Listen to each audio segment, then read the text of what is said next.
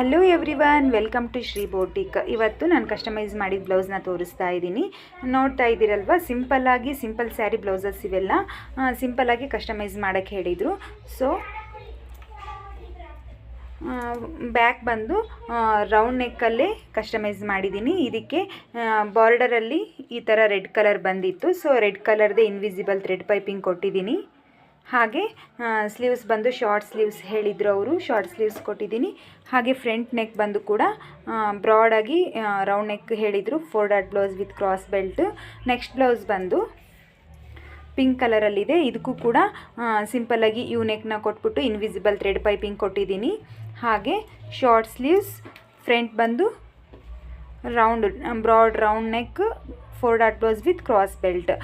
Finishing ಎಲ್ಲ ನೋಡ್ತಾ ಇರ್ಬೋದು ನೀವು, ತುಂಬ ನೀಟ್ ಫಿನಿಶಿಂಗ್ ಇರುತ್ತೆ. ನಿಮಗೂ ಕೂಡ ಇದೇ ರೀತಿ ಕಸ್ಟಮೈಸೇಷನ್ ಬೇಕಾಗಿದ್ದರೆ ನನಗೆ DM ಮಾಡ್ಬೋದು. ಇದರ ಪ್ರೈಸ್, ಕಸ್ಟಮೈಸೇಷನ್ ಚಾರ್ಜಸ್ಸು ಎಲ್ಲ ತಿಳ್ಕೊಬೇಕಂದ್ರೆ DM ಮಾಡಿ.